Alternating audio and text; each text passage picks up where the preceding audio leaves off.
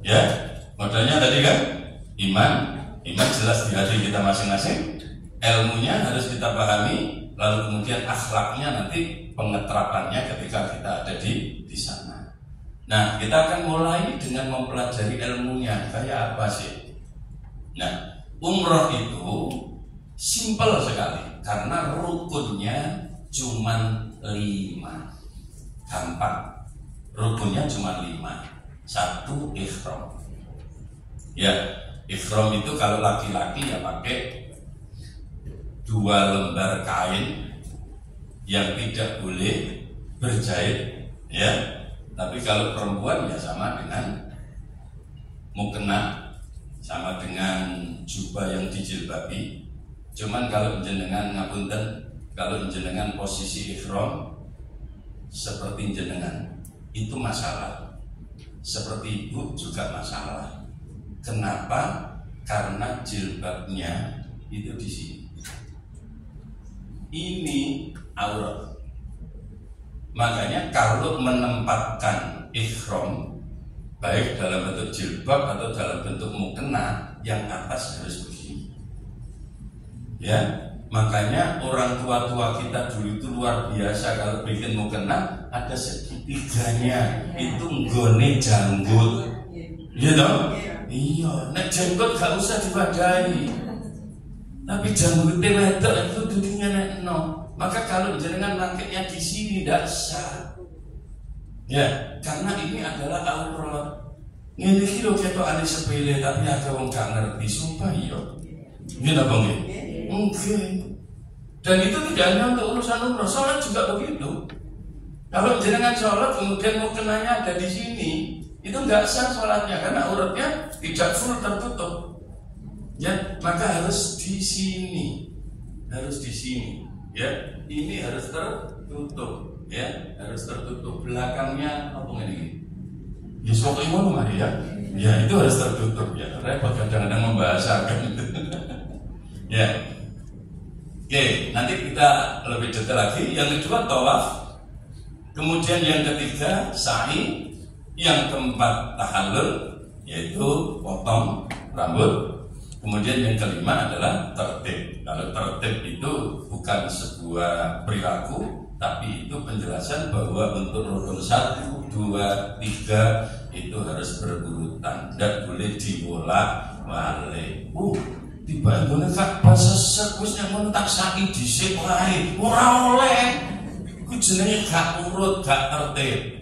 Mau tidak mau ya sudah, begitu masuk setelah ikhram kita harus tawaf, ya tawaf apapun yang terjadi. Ya, tapi jenengan yang sudah pernah ke sana saya yakin tidak ada masalah. Tapi yang belum pernah kadang-kadang tukon dhuwur koyo waduh sesek koyo orek.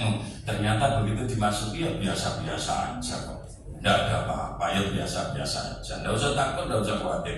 Oke, kita akan mulai sekarang. Yang pertama, ikhram itu apa? Ikhram itu niat memulai, ya, mengerjakan ibadah umroh, ya, tentu dalam posisi kita sudah mengenakan pakaian ikhram.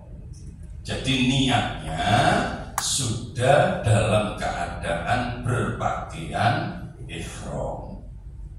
Jadi tidak boleh muni nawaitul umroh tadisik baru kainnya di selempangno, utawa muni nawaitul umroh tadisik marun katoknya dijomplung gak oleh. Jomplung disik maruno baru niat. Ya. Jadi kenapa? Karena kalau laki-laki kan hanya 2 lembar kain ikhram, tidak boleh pakai celana dalam, tidak boleh pakai katok kelowor, tidak boleh pakai kaos oblong. Ya sudahnya dengan 2 kain itu saja. Kalau melorot gimana? Yo rezeki ini sih belum.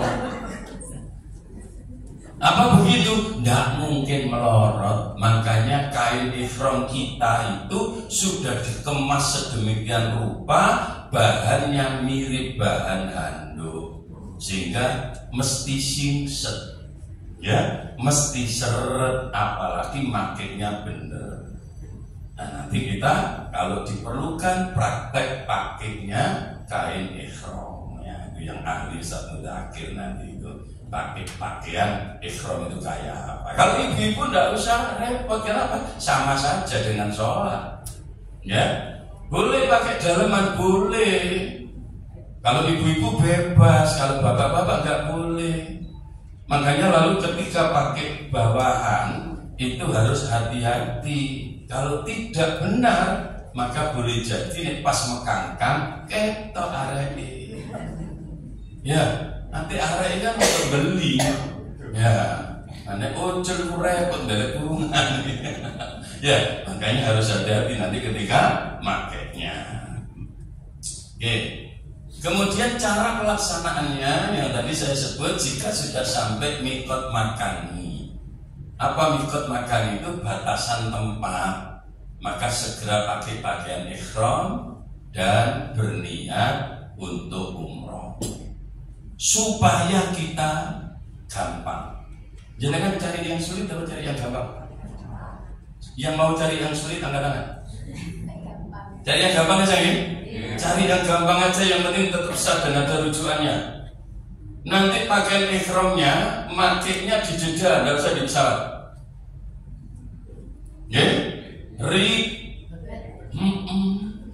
Aku belum tutup sampai di sini. Ya, jadi tidak usah di pesawat, tapi kita ganti pakaian ihramnya di Jeddah, di bandara. Jika tenang. Kenapa? Karena kalau di pesawat kita tidak bisa bayangkan kan? Ya, makainya mungkin bisa, bapak-bapak bisa, ibu-ibu ya gampang lah. Ya, tapi yang jadi masalah ketika kita sudah pakai ihram, tiba-tiba terus kudu pipis. Bagaimana kita mau menjaga kesucian pada saat kita berada di pesawat? Padahal ketika kita masuk kamar kecil, ya alhamdulillah kecil bener kamarnya. Gitu? Iya kan, beda dengan kamar kecil yang di rumah jenengan kan? Iya kecil bener. Dan kita tidak memungkinkan pakai air kan? Ya karena yang walaupun airnya ada dan itu paling-paling pakai kalau bawa gelas yang seperti itu. Tapi kebanyakan orang kan kemudian jalan pintas pakai tisu. Ya. Nah, ini yang kemudian jadi problem. Makanya saya tadi mulai awal bilang kita cari yang sulit atau cari yang gampang. Cari yang gampang ya sudah, kita ambil yang gampang. Karena itu juga disahkan oleh ulama-ulama Indonesia. Saya kebetulan karena Nahdliyin, hasil Muktamar NU jelas mulai awal menyatakan bahwa mengenakan pakaian ihram atau memulai ihram dari Jeddah itu sah. Karena bandingan jarak antara Yalamlam dengan Jeddah itu masih lebih jauh Jeddah malahan. Kalau diukur dari segi jarak, di Yalamlam kita kemudian lari ihram itu aslinya kemudian muter balik gini ke Jeddah itu. Jadi masih memenuhi syarat untuk mengambil mikot, yaitu di bandara Jeddah. Sudah, tidak usah diperdebatkan. Tapi menurut ini tidak, menurut-menurutan. Makanya pertanyaannya cuma satu, dari angel atau dari gampang? Dari gampang ya sudah, sih gampang naik. Kalau usah sing angel. Nah, supaya tidak terjadi perdebatan. Itu penting sekali. Karena apa? Karena ini soal khilafiyah memang. Soal perbedaan, tidak bisa diperdebatkan. Perbedaan masing-masing punya rujukan. Maka tinggal kita mau pilih yang mana. Ya sama dengan ketika diskusi tentang bank, itu kan ribet. Sampai kiamat ya kaleren ibu. Ya tinggal kita aja, kita mungkin hidup tanpa bank. Mengguir nyatanya metode kok? Kok ya? Kan gak mungkin metode ke WC. Iya dong? Ya mesti metode ke bank.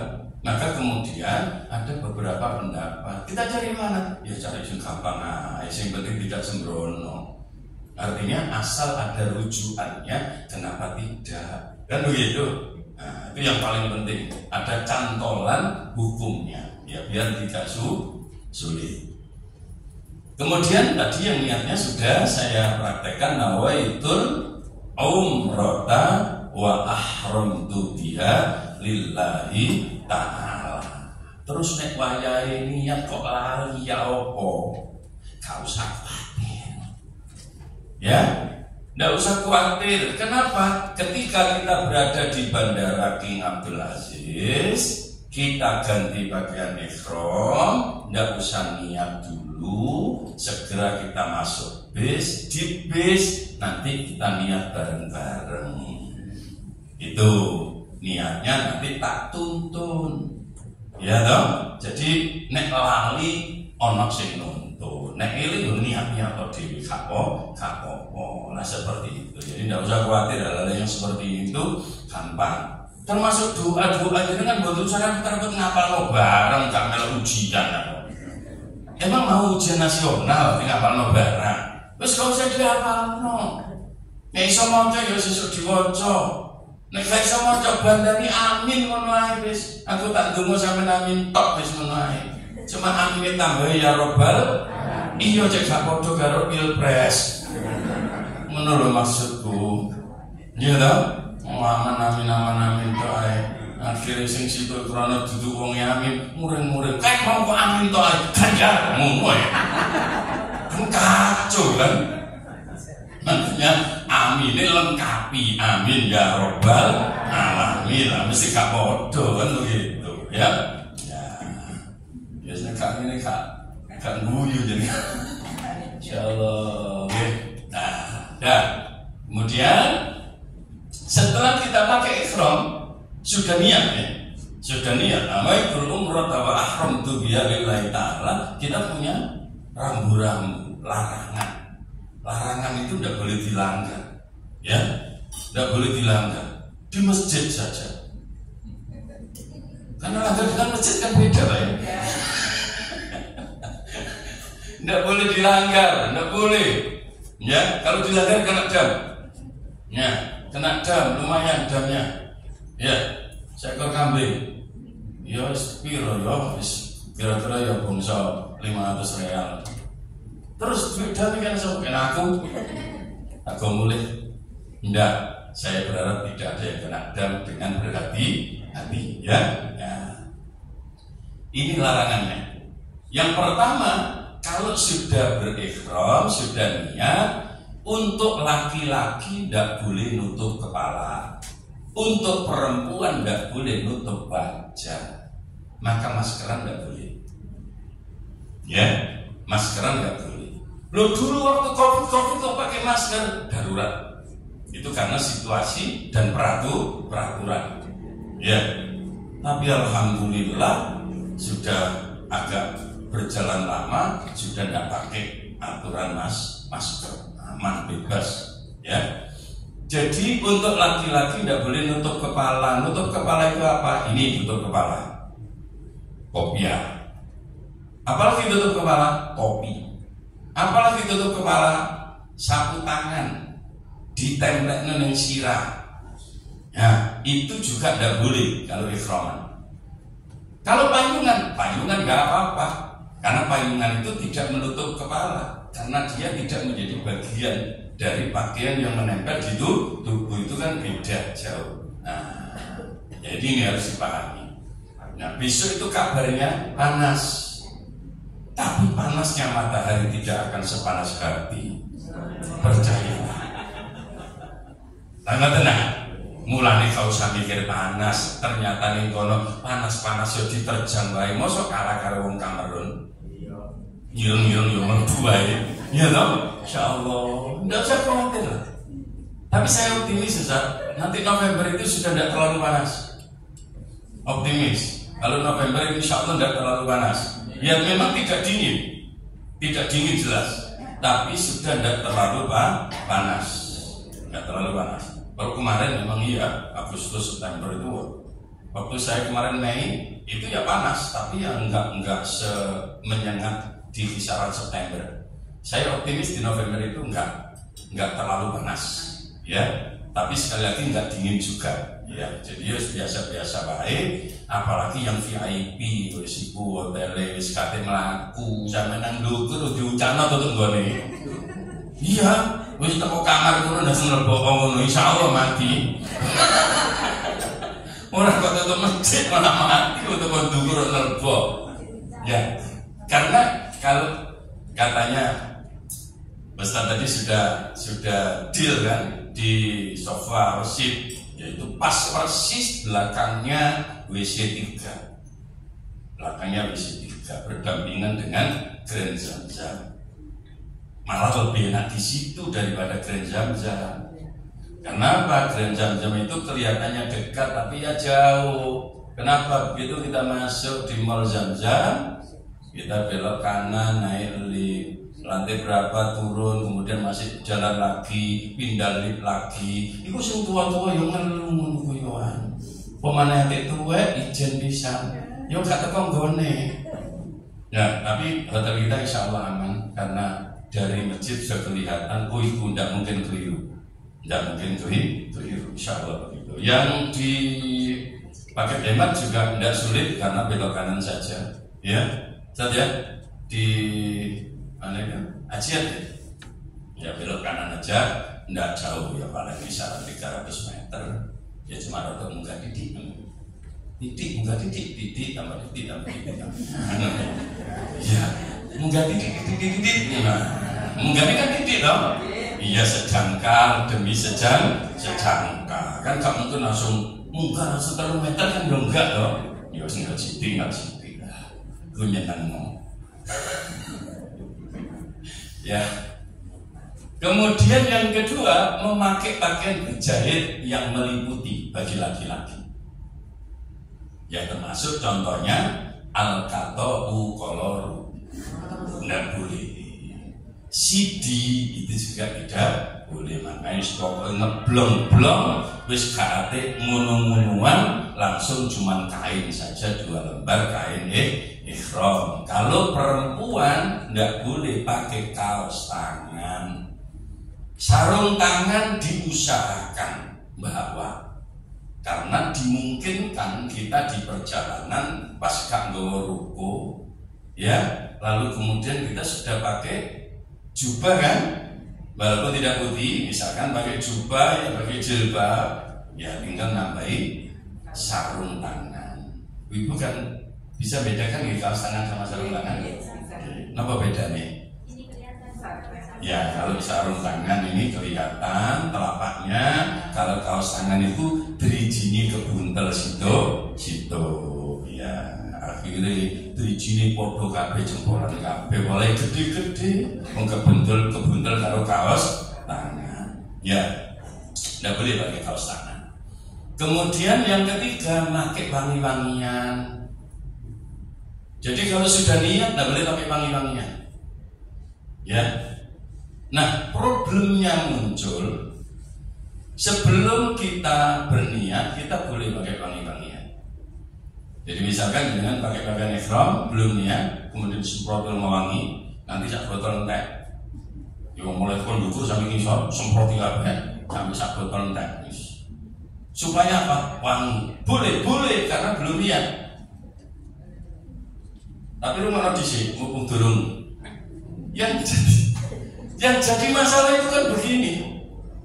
Setelah jenengan pakai wangi-wangian, kemudian berniat, aman. Begitu nyampe hotel, kudu pipis.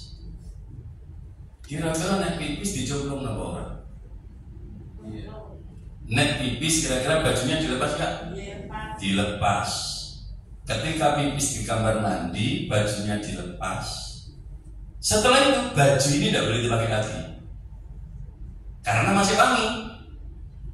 Kalau sampai pakai lagi berarti sampai memakai pakaian yang menggunakan wangian. Tidak boleh dipakai lagi. Ya dong. Nah itu yang jadi persoalan, dan itu banyak sekali jamaah yang tidak paham, nggak mudeng. Ya. Lalu kemudian berdalil, kan sebelumnya boleh pakai wangi-wangian. Iya, saya ngomong galih sopo. Tapi persoalannya muncul ketika kita ke kamar mandi, lalu melepas pakaian kita tidak bawa ganti, dipakai lagi, ya kena. Ya, kan kena. Maka solusinya, wis gak usah wangi-wangian. Wong yo gak kira pokoknya kono. Ya.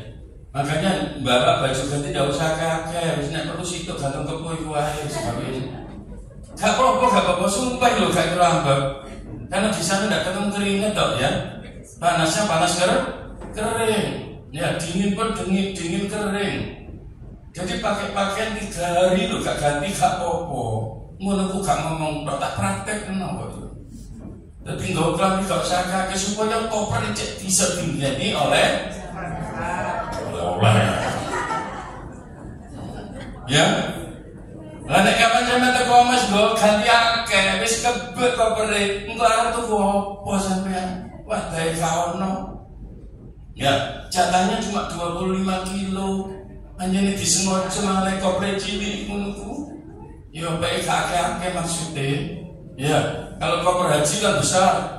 Ya, kalau koper haji kan besar 33 kilo itu kan? Boleh. Nah, kita kan cuma 25. Ya, untuk sini itu apa-apa. Cuma coba pondok. Saking dulu tak kandani. Jadi ngomong nanti itu lekor barang wis meneng wae. Asli gak rumah. Ya. Nah, seperti itu. Jadi kalau seandainya kita bawa pakaian juga tidak usah banyak-banyak. Ya wis pokoknya kira-kira ganti ping 3 ngono cukup wis. Gitu digawe. Ya. Gitu digawe. Jitu tiket koper si bersih ke cadangan, jitu diumbar. Loh iso bawa, iso cuma mbok garingin. Yang bawa mesti iso, cuma garingin mbok. Tapi pengalaman yang sudah pernah ke sana pasti jawab iso garing di hotel saja, tidak usah pakai di luar garing kabeh di. Insya Allah begitu. Makanya tidak usah banyak bawa pakaiannya. Jadi dalam hal wangi-wangian seperti itu. Jadi boleh memang sebelumnya boleh, tapi masalahnya ketika kita mau ke kamar kecil kemudian dilepas dipakai lagi lah kena, ya, nah di situ sehingga bisa usah ngono wangi-wangian, wis wangi-wangian aja kok wis mari tahallul wae gak apa-apa seperti itu. Kemudian yang keempat menghilangkan kuku, makanya kukunya dibersihkan sebelum ihram, rambut atau bulu badan lainnya. Baik laki-laki maupun perempuan itu juga larangan. Kemudian yang kelima mengganggu atau membunuh hewan liar. Bapak Ibu di sana banyak sekali burung-burung merpati, manuk doro sak pirang-pirang. Sampeyan kata manuk doro sak menuh kae pengen makani pakani wae. Pengen liwat wae. Selama kita pakai ihram, liwat wae. Sama liwat ke arah ini berapa wong panjenengan iso miber. Lalu yang tidak boleh yang mana? Yang tidak boleh nek sampean liwat terus sampai gini. Nah, itu sing gak oleh, itu jenenge ganggu. Paham ya?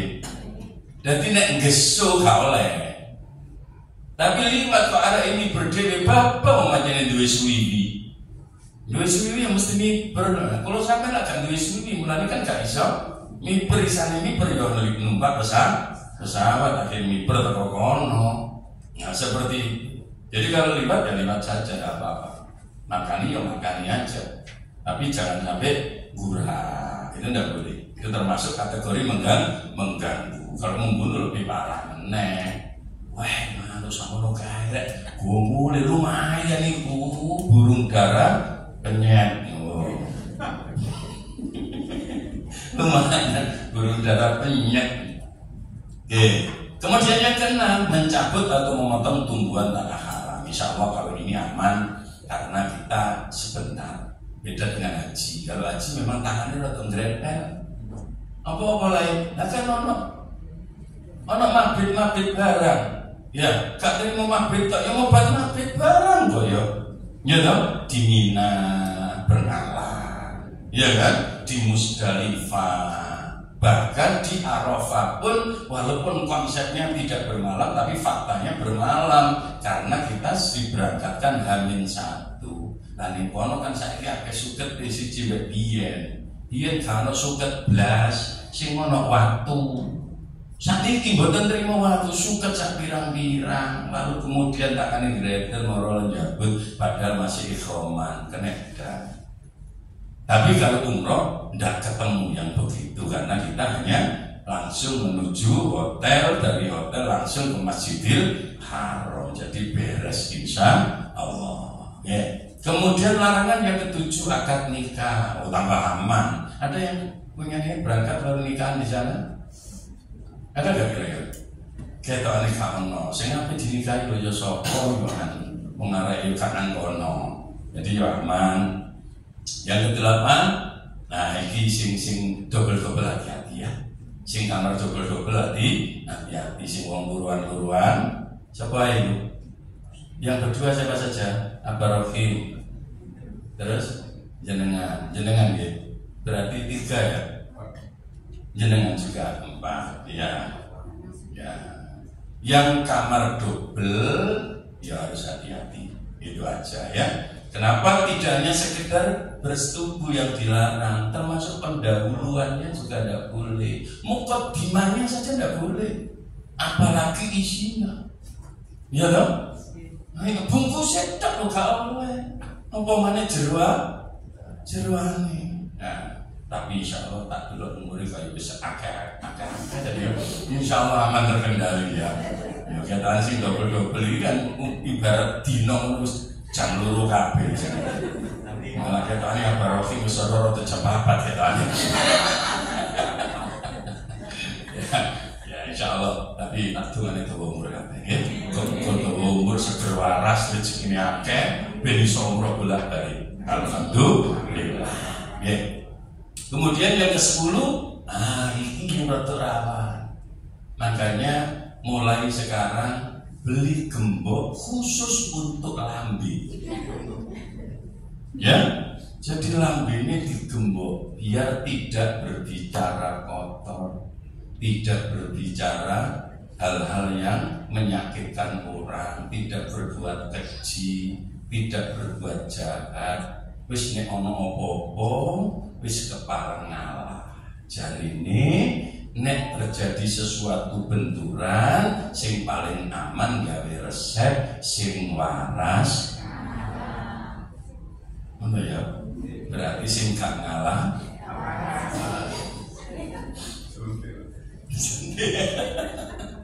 Ya, itu. Nah, kemudian dari larangan ihram itu, ya, dari larangan ihram itu mayoritas kena dam, kecuali 4 ini yang tidak kena dam, yang tidak kena benda cuma 4. Akad nikah itu tidak kena dam, tapi akad nikahnya tidak sah. Ya, kemudian pandangan, ya, memandang dengan nafsu, ya, itu juga bermasalah di umroh, tapi tidak sampai kena dam. Ya, makanya jenengan nengkono terus ketok menai sekali dilkono hati, ya, tetap nengkono ketok, arah ketok turun nama ya, wah nanti bahasa ada bojoku, oh jadi ngono, ya, bis biasa lain, ya, kenapa? Wong yo podo wae, kan begini, podo wae, ya, jadi rezeki. Kemudian pergeseran dengan syahwat, tapi tertutup pakaian, ya, yang jadi masalah syahwatnya tadi, ya. Kemudian mengusir binatang buruan. 4 ini tidak kena dam, tapi bermasalah di umroh kita. Apanya? Nilai umroh kita akan hancur gara-gara hal-hal yang seperti ini. Itu kaitannya dengan ihram bulan Rajab jika kebablasan. Kemudian yang kedua, sekarang tawaf. Rukun yang kedua adalah tawaf. Tawaf itu mengelilingi Ka'bah 7 kali putaran karena ibadah. Yang harus jenengan ingat, tawaf itu muter Ka'bah itu karena ibadah, mutere karena ibadah. Nek sampai mutere ku krono nyoting bermasalah. Makanya ketika kita menjalankan tawaf, sudah HP-nya lebono tas, wis gak usah selfie barang. Engko nek kepengin selfie, iku pura-pura tawaf. Pura-pura maksudnya yo muter yang sudah di luar tawaf, kemudian selfie monggo. Tapi selama kita dalam posisi tawaf, jangan ambil gambar. Karena ketika kita jalan ambil gambar jelas jalannya bukan niat tawaf kan, itu yang jadi masalah ya. Nah, makanya ini harus hati-hati. Jadi muter Ka'bah, keliling Ka'bah 7 kali harus betul-betul karena ibadah, memenuhi syarat yang ditentukan. Nah, tawaf itu perlu jenengan kenali ada 4, ada tawaf rukun, ada tawaf kudum, ada tawaf wada, ada tawaf sunnah. Tawaf rukun itu tawaf yang menjadi bagian dari umroh atau haji.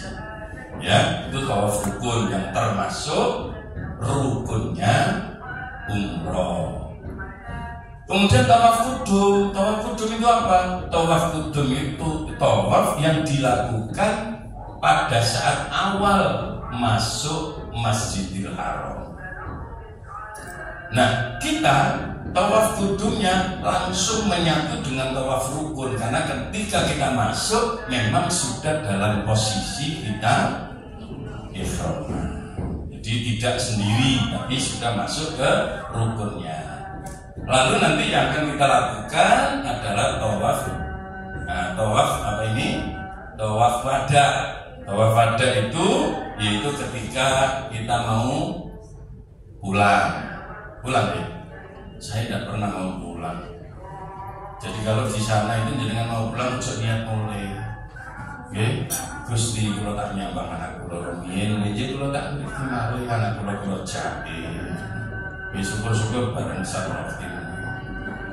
Ya kan ngono ya. Nah, enggak apa-apa. Ini ketika kita mau berangkat ke Madinah. Nanti kita akan tawaf wada. Kemudian tawaf sunnah itu yang bisa kita lakukan kapan saja untuk sementara. Sampai hari ini masuk area Ka'bah itu harus pakai kain ihram yang bapak-bapak, yang ibu-ibu aman. Ya, kenapa? Ya karena ibu-ibu kan ya pakaiannya kalau gara ihram kabeh. Bapak-bapak harus pakai pakaian ihram. Maka jenengan kalau setiap mau sholat kepingin tawaf, gawe ihram terus. Jadi agar mlebu Masjidil Haram gawe ihram, biar bisa tawaf, biar bisa masuk ke area Ka'bah. Kalau tidak pakaian ihram tidak bisa masuk ke area Ka'bah. Jadi seperti itu. Ya, cuman hati-hati, ya, hati-hati. Saya punya pengalaman kemarin, Pak. Ya, punya pengalaman kemarin di November. Itu ada jamaah saya itu saking semangatnya itu anggar masuk masjid pakai ihram supaya bisa masuk ke area Ka'bah. Itu mungkin karo askari karo polisi ini dititeni. Wah, anggar ketemu wong kiai umroh temenan kan. Akhirnya betul begitu masuk disingkap kain ihramnya oleh polisi itu. Untungnya dia tidak pakai kaos. Ya, untungnya tidak pakai kaos. Kalau konangan kaos yang mesti kalian melebu, karena jelas itu bukan umroh, ya, bukan umroh. Karena yang sesungguhnya dibolehkan masuk itu yang umroh. Jadi yang pakai pakaian ihram. Ya, untungnya begitu. Tapi kalau jenengan tidak bermaksud untuk umroh, kesana hanya untuk tawaf biasa, itu sesungguhnya pakai kaos boleh, pakai celana dalam juga boleh. Jika kalau pakai kain ihram tetap silakan pakai celana dalam pada saat tawaf biasa loh ya, tawaf sunnah, tapi jangan kaosan kuatir disingkap mau. Disingkap konangan kaosan mungkin gak boleh melebu. Nah, seperti itu. Ini pengalaman kemarin sempat terjadi insiden yang seperti itu. Kalau yang bawah tidak mungkin disingkap lah. Ya, karena tabu bagi mereka pegang pantat itu tabu. Nek pegang jenggot gak apa-apa. Ya, mengharap jenggotun sampai khusus jenggotnya bangga dia. Tapi kalau kesenggol bokong ini masalah, ya. Oke, ada kita ya. Istirahat dulu, monggo kalau mau dicicipi.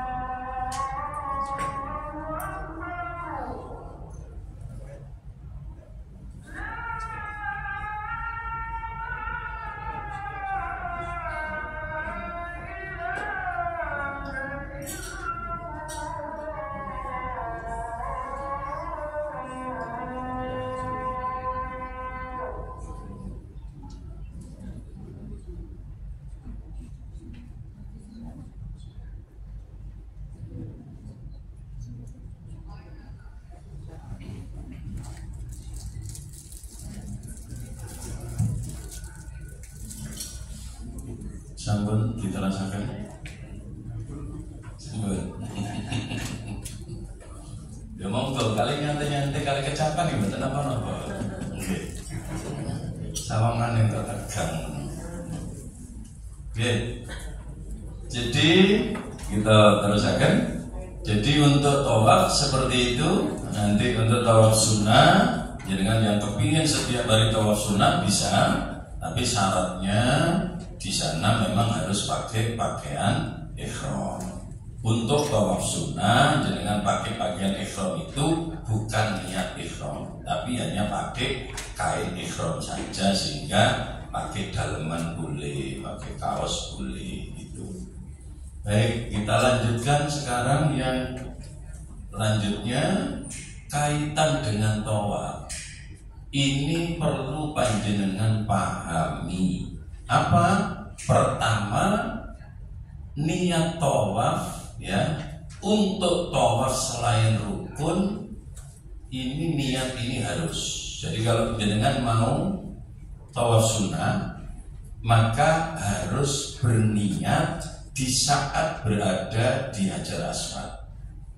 Jadi andaikan ini Ka'bah, nah kemudian ini adalah rukun Hajar Aswad, sampai di sini dengan niat dulu atau mendekati dan niat. Niatnya gimana? Wis gak usah repot, ate nawa itu barang, yo nek apal. Terus yo ngomong ae ning jero ati niat tawaf sunnah lillahi ta'ala. Ngono terus pas menghadap, kalau bisa menghadap begini, Bismillahirrahmanirrahim, kemudian dikejuk, baru menghadap depan, terus muter 7 kali. Jadi niatnya kalau usah digayangel, jadi kalau misalkan nggak tahu pakai bahasa Arab, ya bahasa Jawa. Bahasa Jawa ngerentek niat tawaf sunnah lillahi ta'ala. Sudah otomatis, karena niat tawaf itu harus 7 kali, walaupun tidak disebut 7 kali putaran. Secara otomatis 7 kali putaran. Tuh. Tapi untuk tawaf rukun, tawaf yang terkait dengan umroh itu tidak pakai niat lagi, karena sudah niatnya dimulai untuk umroh tadi, tidak pakai niat lagi. Kemudian yang kedua, tawaf itu harus memenuhi putarannya dari Hajar Aswad atau lampu hijau yang lurus. Jadi kalau ini rukun Hajar Aswad, di sana ada lampu hijau. Jadi antara ini, apakah harus persis seperti ini? Tidak harus persis. Tapi dari ujung ini kemudian ada, kalau kita tarik garis begini, nah, maka di antara sudut 90 derajat ini kita boleh di sana. Jika maju sedikit boleh, mundur sedikit boleh. Jadi area untuk memulai tawaf itu seperti itu. Kemudian yang berikutnya, tawaf itu harus dilakukan di Masjidil Haram. Kalau jenengan tawaf di luar masjid, walaupun itu yang muteri Ka'bah, yang buka ini, yang di samping ado, ya nggak sah. Kalau di luar masjid, harus di dalam. Jika kalau di lantai 2 boleh, karena masih di dalam masjid, tapi ya prosoku, ya jauh sekali. Kalau di lantai 2 itu 1 kali putaran itu ya ono nih setengah kiloan, lebih bahkan. Nah, 1 kali putaran. Kemudian yang keempat, harus 7 kali putaran dengan yakin dan sempurna. Kalau tidak yakin, maka ambil yang yakin. Jadi misalkan jenengan sudah muter, sebenarnya sudah putaran yang ke-7, begitu mau selesai, kok ada sak, ada ragu-ragu. Aku mulai 6 tapi itu, ya 6 tapi itu. Maka keputusannya 6, tidak boleh ambil keputusan 7. Kenapa? Karena yang 6 itu yang yakin, yang 7-nya ragu-ragu. Maka tambah 1 putaran lagi. Jadi itu yang dimaksud yakin dan sempurna. Kemudian Ka'bah dan Hijr Ismail berada pada posisi sebelah kiri. Ya, ini sebelah kiri. Jadi sana Ka'bah, muternya kebalikan arah jarum jam. Kemudian yang keenam, badan dan pakaian tidak boleh menyentuh atau di atas Ka'bah atau Hijr Ismail, sehingga nanti ketika tawaf andaikan sepi, andaikan walaupun itu ngipi, sumpah ngipi, ya, atau kalau mau sepi bener dikontra aja Ka'bah, sepi teman-teman bisa kontra ijen, ya. Tapi andaikan betul-betul sepi lalu jenengan bisa mendekat, ya. Ini misalkan Ka'bah jenengan bisa mendekat, hati-hati dengan tangan. Kalau jenengan sampai jemok-jemok itu membatalkan, ya. Termasuk ketika di Hijr Ismail itu jangan sampai kita tangannya kemudian gretel nenggone dugure temboknya Hijr Ismail, itu tidak sah karena itu termasuk di dalam, ya. Jadi Ka'bah dan Hijr Ismail itu tidak boleh tersentuh pakaian kita atau badan kita, maka kita muternya harus di luarnya, ya. Tapi insya Allah secara umum pasti kita di luar karena tidak mungkin mepet-mepet banget, ya. Ya surat-surat jarak-jarak roda atau sidik malah enak, ya. Nah keparakan itu gak enak, cepet mari gara ini, gimana ya? Kan kecepatan mari, gak enak roda-roda suwe titik itu loh. Ya itu asik gitu ya. Nah, kemudian tidak ada maksud lain kecuali tawaf, dan itu yang saya katakan tadi. Kalau jenengan muter Ka'bah kok ate ngerentek aku tak selfie, maka jenengan jalan itu tidak lagi disebut tawaf, ya. Makanya selfie-nya nanti saja kalau sudah selesai, mau foto nanti saja setelah selesai. Walaupun kita masih ihraman boleh foto. Maksudnya apa? Habis tawaf lalu kemudian kita berdoa, ya. Kemudian kita sholat sunnah di belakang makam Ibrahim. Setelah itu kita akan menuju ke Zam-Zam, minum Zam-Zam. Setelah itu kita mau sa'i ke Sofa untuk memulai sa'i. Nah, pada saat kita selesai sholat, andaikan kondisi memungkinkan, umpama iki mumpung si rodok sepi, ayo foto bareng, boleh, karena kita sudah selesai tawafnya, walaupun kita masih belum tuntas umrohnya, ya. Tapi tawafnya sudah selesai, sehingga andaikan sehabis sholat di belakang makam Ibrahim, jenengan mau selfie boleh, jenengan mau foto-fotoan boleh, ya. Yang tidak boleh itu pada saat kita tawaf, karena itu bisa merusak maksud kita, ya, merusak maksud kita. Jadi kalau sudah boleh kita harus ngomong sepi, ayo foto bareng sih, nah supaya bisa punya kenangan bersama-sama, misalkan seperti itu boleh. Kemudian yang kedelapan, menjaga hal-hal yang membatalkan tawaf. Apa itu yang membatalkan tawaf? Ya, ngentut. Nah, kemudian hal-hal lain yang termasuk membatalkan wudu itu juga membatalkan tawaf, karena tawaf itu harus suci dari hadas. Oke. Nah, problemnya kemudian muncul. Nah ini sebelum saya lanjutkan. Nah ini rukun Hajar Aswad, ya. Kemudian ini saya beri garis ini. Disinilah kita akan memulai. Di sini kita akan memulai melakukan tawaf. Maka tidak harus di tengah sini. Tidak harus di tengah sini. Jadi maju sedikit sini boleh, agak mundur sedikit boleh. Jadi prinsipnya di sudut 90 derajat persis di Hajar Aswad itu boleh untuk memulai tawaf, ya. Mengakhirinya juga mengakhiri di situ, ya. Nah, terkait dengan tadi kaitan dengan syarat melakukan tawaf yang harus suci dan juga harus menutup aurat.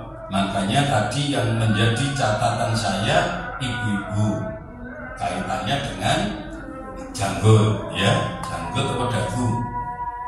Wis padha ae ya. Kemudian suci dari hadas dan juga suci dari najis, itu menjadi syaratnya. Karena itu kemudian saya beri catatan, jenengan dan kita semua kebanyakan kita bermadhab Syafi'i, ya, mayoritas di Indonesia, walaupun ada juga yang tidak, ya, mayoritas bermadhab Syafi'i yang jelas-jelas bersentuhan kulit laki-laki dan perempuan itu membatalkan wudu. Ya, batalkan wudu. Termasuk kesenggol bojone dhewe. Ya. Loh, bojone dhewe kok iya? Karena suami kita, istri kita itu kan bukan mahram, bukan orang yang haram dinikahi. Nyatanya dinikahi loh. Yang tidak membatalkan wudu itu adalah orang yang haram dinikahi. Ibu kita sampai ke atas, anak kita sampai ke bawah, ya, saudara kita. Kemudian notok munggah mudun bebek karo keponakan. Notok nih, kalau yang dari jalur nasab, ya, dari jalur darah. Misanan itu sudah bukan lagi mahram, karena misanan boleh dinikahi. Minduan utama temen misanan ae oleh, minduan yang telu, yang 4, yang 5, yang 8 sembarang boleh, ya. Suami, karena suami dinikahi kan, maka persentuhan kulit suami istri itu membatalkan wudu. Nah, bagaimana? Padahal kita sulit menghindari itu. Jangankan suami istri, yang bukan suami istri saja sering bersentuhan kulit ketika tawaf. Apa ya, dewe hati-hati bareng ketemu wong wedok-wedok India gak kaos kakian, ya. Wong wedok-wedok India, wong wedok-wedok Pakistan tidak ada yang kaos kakian, tangannya yang muda. Dan itu sering kali juga cakar PDW. Nah, sementara bapak-bapak ininya kan kelihatan, ya, ininya kan kelihatan satu. Nah, kadang-kadang keserondol, kesenggol, ya kan? Nah, itu lalu kemudian jadi masalah. Padahal itu tidak mungkin dihindari karena pasti sesekkan. Kalau nggak mau sesek, ya itu tadi dikontra, ya kabar. Ya, solusinya gimana? Solusinya kita berpindah madhab selama di sana dalam hal wudu. Saya ulang, dalam hal wudu saja. Ya, dalam hal wudu kita mengikuti mazhab Hanafi. Dan ini ngapunten nggak bisa serta merta waktu sampai ada di sana. Maka latihannya mulai saiki. Ya, latihannya mulai sekarang. Walaupun kita tidak bermaksud berpindah mazhab, tapi untuk mempraktekkannya dalam hal wudu mulailah sekarang. Ya, bedanya apa? Bedanya kalau Hanafi saat wudu ketika mengusap kepala harus merata seluruh atau minimal separuh bagian kepala.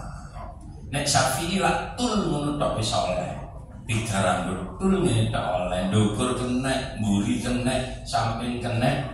Yang penting tempat tumbuhnya rambut kepala itu tul menutup kena Syafi'i. Hanafi tidak boleh, minimal separuh kepala, ya, atau keseluruhan kepala. Nah, itu yang perlu kita praktekkan sekarang.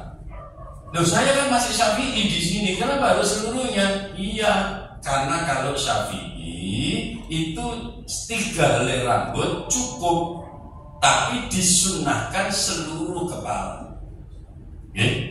Jadi bedanya kalau Hanafi seluruh kepala itu wajib, kalau Syafi'i seluruh kepala itu sunnah. Berarti seluruh kepala itu boleh dimulai sekarang, walaupun kita tetap Syafi'i. Untuk apa? Untuk membiasakan. Karena yang tidak biasa seluruhnya itu bolak-balik taltul wae. Iya toh? Nah, maka mulailah.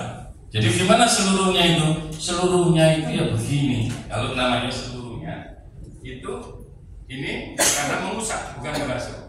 Ini dibasahi dengan air, kemudian ini diusapkan ke seluruh sampai ke belakang, kemudian kembali ke kaki. Itu caranya kalau mengusap Sekali lagi, mengusap kepala yang keseluruhan itu bagi madhab Syafi'i sunnah, bagi madhab Hanafi wajib. Sehingga ketika kita di sana kita ambil di Hanafi, sehingga wajib mengusap seluruhnya. Tapi kita punya kemudahan apa? Tidak batal ketika bersentuhan kulit laki-laki dan perempuan. Sing penting gak greng. Sing penting gak ono setrumi. Jadi nek kira-kira gak greng gak apa-apa. Itu kalau Hanafi, ya, tidak membatalkan wudu. Sing garai perkara nek gerang-gereng baik. Kenapa? Voltasenya terlalu tinggi, bukan 220 tapi 880. Medeni malah. Ya loh. Nah, seperti itu. Ini saya sarankan mulai sekarang dimulai. Yang tadi mulai sekarang saya sarankan dimulai. Jadi, walaupun kita juga bisa tetap di madhab Syafi'i mengikuti Imam Royani, tapi ini agak ada kesulitan sedikit karena bersentuhan kulit itu boleh hanya untuk waktu tawaf saja. Hanya untuk tawaf saja. Padahal setelah tawaf kita masih akan sa'i. Ya toh? Ruwet walaupun boleh. Sehingga solusi yang pertama itu ini yang lebih mudah. Ya sudah, kita pindah madhab Hanafi selama ada di sana hanya untuk urusan apa? Wudu tok, ya, hanya untuk urusan wudu.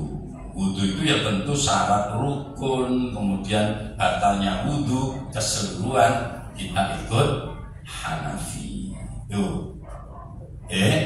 Tuh. Kemudian ini yang tadi saya sampaikan, usahakan tawaf itu tetap menjaga rombong. Ya, rombongnya tetap dijaga. Kita rombong apa? Rombong bakso? Apa rombong soto? Nah, ya sudah, kita tetap dalam rombongan supaya tidak ada yang tertinggal. Pastikan seperti itu. Insya Allah kita berusaha untuk menjaga itu. Nanti kalau saya juga begitu, saya biasanya setiap titik berhenti. Jadi kita mulai dari sofa sampai di Marwah berhenti. Untuk apa berhenti? Pastikan jamaah kita lengkap. Setelah lengkap baru kita putaran kedua menuju sofa. Sampai sofa berhenti lagi. Untuk apa? Memastikan jamaah kita lengkap dulu, baru jalan lagi. Sehingga insya Allah tidak ada yang kececer. Kalau kita ibu-ibuan pokoknya muter aja kan bapak salahin dermat ya, tidak boleh begitu. Makanya kekompakan itu penting dalam kita menjalankan ibadah di sana. Nah, yang tadi saya ceritakan ini untuk urusan yang satu ini, jangan memaksakan untuk berdesakan laki-laki dan wanita karena hukumnya haram. Apa meneh ati bayar wong iso ngono ditawari. Ayo, acara satu serat. Tidak boleh. Ya, wong ibadah kok leren-leren calon. Ya, tidak boleh. Ya sudah lah, urusan ibadah apalagi hanya sunnah, tidak pun tidak apa-apa. Toh wis diwakili bolak-balik ya, dengan telapak tangan kita menghadap, kita ucapkan Bismillahirrahmanirrahim, dikecup ya sudah, ini wakilnya Hajar Aswad. Sudah, tidak usah dikait repot ibadah itu ya. Oke. Nah, ini nanti dimungkinkan kita berada di Ijin Ismail. Ini nanti ngantri, beda dengan dulu. Nek dulu ya, sekarang ngantri. Kalau ibu-ibu itu ngantrinya di sini. Nantinya dari sini kalau ibu-ibu. Kalau bapak-bapak ngantrinya dari sono menuju ke sini. Kapan kita masuk ke sana? Setelah urusan umroh tuntas. Ya. Sewaktu-waktu, tidak harus bareng wong akeh, bareng wong akeh malah gak iso mlebu. Ya. Jadi selonggar panjenengan. Jenengan malam-malam kepingin masuk Ijin Ismail, monggo datang ke masjid. Tapi itu tadi bapak-bapak pakai ihram ya. Masuk ke sana, ngantri, pasti masuk. Pasti masuk ya. Enggak usah khawatir. Nah, ini posisinya Ijin Ismail seperti itu. adzan ya. Di sana apa yang dilakukan? Cukup sholat saja 2 rakaat. Sholat apa? Sholat sunnah mutlak. Habis asar gimana? Tidak apa-apa. Habis asar sholat ini boleh kalau di Masjidil Haram. Habis subuh sholat boleh, khusus Masjidil Haram. Masjid Al-Akbar tidak boleh mari subuh sholat. Ya. Mari asar tidak boleh sholat, ya, di Masjidil Haram saja. Masjid Nabawi saja tidak boleh. Jadi yang khusus itu hanya Masjidil Haram, itu yang tidak mengenal waktu tahrim. Hanya Masjidil Haram. Jenengan ojo nganti ketularan. Ning Masjid Nabawi akeh wong sing moro-moro mari subuh ngadeg sholat. Gak usah melok-melok, ya. Orang yang nggak paham ya seperti itu. Kenapa? Khusus tanpa waktu tahrim itu hanya berlaku di Masjidil Haram saja. Yang lain tidak, termasuk Masjid Nabawi juga tidak ada. Nah, setelah itu baru kita sa'i melintasi jarak antara Safa Marwah 7 kali lintasan karena ibadah. Paling banyak godaannya foto itu di sa'i. Kenapa? Karena melakukannya kenceng, aman. Nah, lalu kemudian kita kena aturan ketika melintasi jarak antara Safa ke Marwah itu harus menghadap ke depan jalannya. Jangan jalan miring begini tidak boleh. Jalan mundur juga nggak boleh. Nah, perkorone nek kepengin moto koncone akhirin melakuni mundur gak sah. Makanya tadi saya bilang pokok ibadah sa'i saja tidak usah foto-fotoan. Nanti setelah selesai tahalul ayo mlaku maneh nang kono videon kaya sa'i yo padahal gak. Niku saking gawe kenangan ngono to, marung dikirim nang ngene bolo grup WA dhewe pamer. Lho aku sapi padahal enggak wis mari. Tak bujuki. Ya kan? Ya boleh, tidak apa-apa karena selesai. Selama kita melaksanakan tidak boleh. Ya, sebenarnya bukan tidak boleh fotonya, tapi yang jadi masalah, yang jadi rusak itu tujuan kita jalan tadi loh. Ya, akhirnya berubah, posisi kita juga berubah, bisa mundur barang. Jadi kan mau moto konconya kan pasti begini, gak pas mundur kan.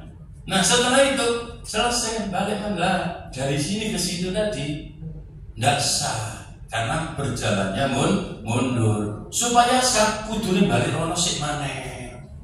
Marono baru ngono. Tapi apa yang ngono tah? Reketek. Saya tuntut kono gak kira balik. Iya dong? Iya, akhirnya langsung bablas. Ya itu yang membuat tidak sah. Ternyata ya rumit ya. Gak rumit, cuma hanya ini gurung paham. Nah, paham kan gak repot. Nah ini hal yang wajib dilakukan menempuh jarak Safa dan Marwah, dimulai dari Safa diakhiri di Marwah, itu normatif saja. Tempatnya di tempat sa'i, tidak boleh di jalur yang lain. 7 kali lintasan dengan yakin dan sempurna. Nah ini setiap ibadah harus yakin. Sholat juga begitu. Sholat harus yakin. Oleh 3 rakaat apa? Telu. Karena yang 3 itu yang yakin. Yang 4 ragu-ragu. Tambah rakaat. Karena dapatnya 3. Macam malam terus dari bapak saya tidak mati. Nah itu nggak boleh malah ya. Kemudian berjalan menghadap lurus ke depan, tidak boleh mundur, tidak boleh ke samping. Jadi menghadap ke depan lurus. Ya, tidak boleh nyamping, tidak boleh mundur. Tidak ada maksud lain kecuali sa'i. Yang tadi saya sebut maksudnya apa? Arep moto. Tidak boleh. Itu membuang niat kita akhirnya salah. Ya. Yang ke-7 menjaga hal-hal yang membatalkan sa'i. Pada saat sa'i jenengan ngentut gak apa-apa. Karena sa'i tidak harus suci dari hadas.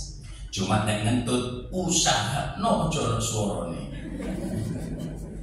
Soalnya apa? Tonggone mesti bengok. Sopo itu mau? Itu. Ini hal-hal yang harus dilakukan pada saat sa'i. Ya. Oke, terakhir ini tahallul, potong rambut ya.